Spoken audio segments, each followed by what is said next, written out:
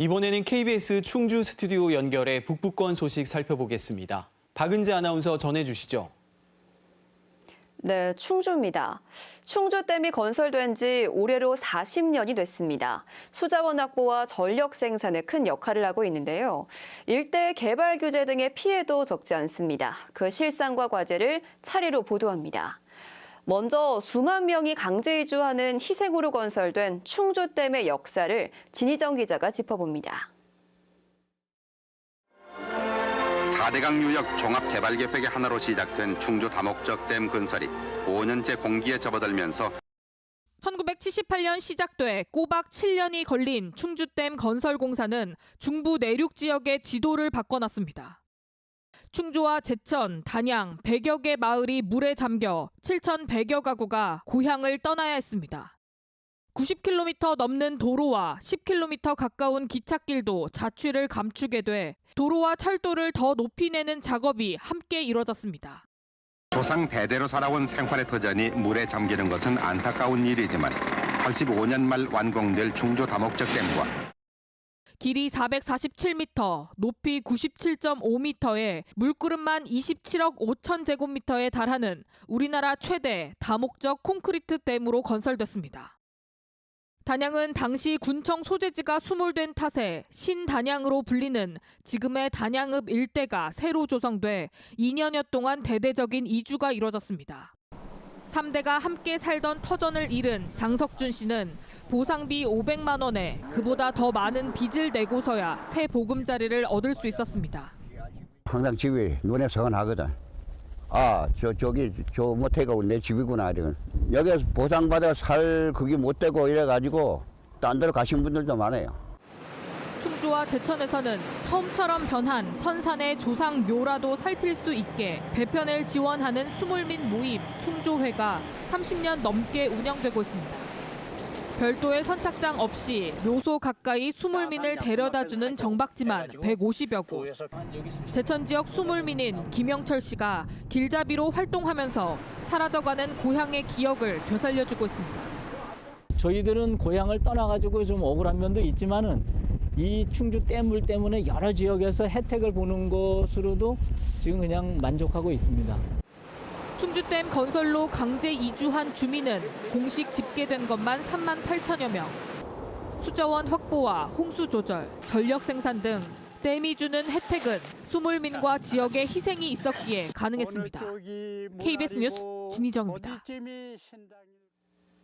충주댐에서는 현재 댐의 기능을 키우기 위한 치수 능력 증대 사업이 진행 중입니다.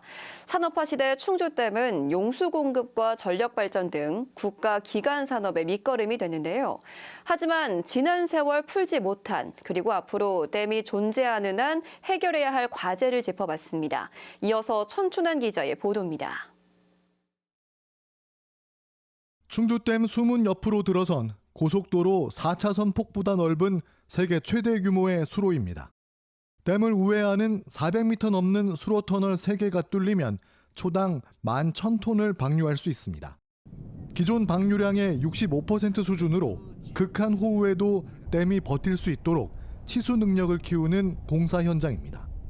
충주댐 치수능력 증대 건설공사는 기후위기 속에서 우리의 가족과 아이들을 지키는 준비입니다. 이번 사업은 안전을 넘어 다음 세대를 위한 새로운 희망의 장소가 될 것입니다. 충주댐은 한강 유역의 홍수를 예방하고 있을 뿐만 아니라 수도권과 충북 지역에 한 해 33억 8천만 톤의 물을 공급하고 있습니다. 국내 최대 수력발전 시설에서는 27만 가구에 공급할 수 있는 청정 에너지를 생산하며 호반을 따라 관광 자원도 새로 생겨났습니다. 하지만 댐 건설 이후에 명암도 분명했습니다. 충북연구원은 댐이 들어선 뒤로 인근 지역에서 입은 피해 규모가 약 10조 원에 달한다고 추산했습니다.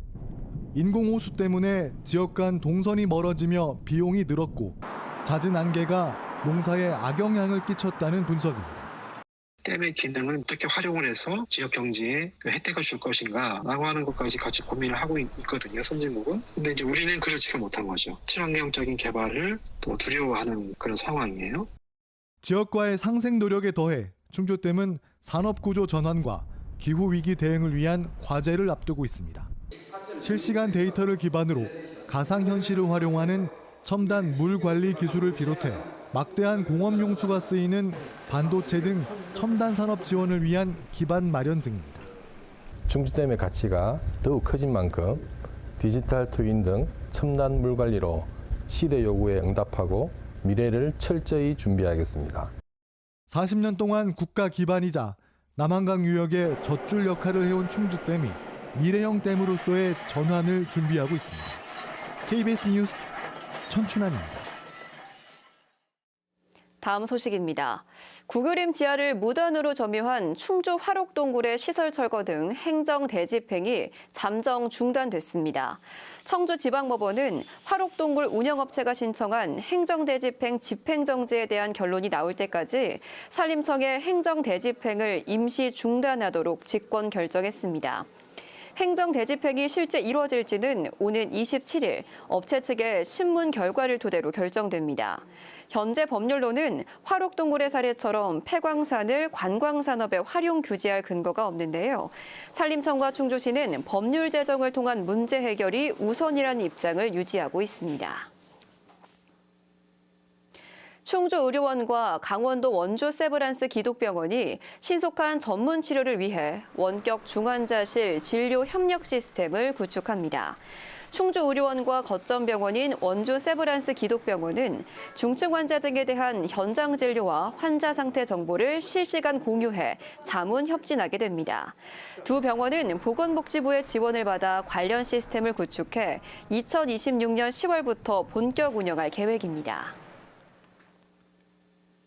음성경찰서는 교통사고를 일으킨 뒤 금품을 빼앗은 혐의로 39살 A씨를 불구속 입건해 검찰에 송치했습니다. A씨는 지난 8월 새벽 시간에 충북 혁신도시의 한 도로에서 고의로 자동차 접촉사고를 내고 상대 운전자를 협박해 800만 원 상당의 금품을 빼앗은 혐의를 받습니다. 경찰은 당시 A씨가 3시간가량 범행 대상을 찾다 술을 마시고 차를 모는 운전자를 노린 것으로 판단했는데요. 전에도 여러 차례 보험 사기로 처벌받았다고 전했습니다.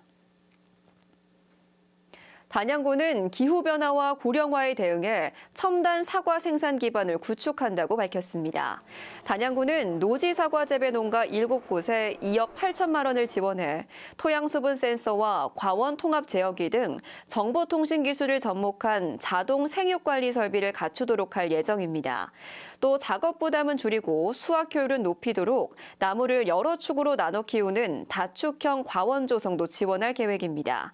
지금까지 충주에서 전해드렸습니다.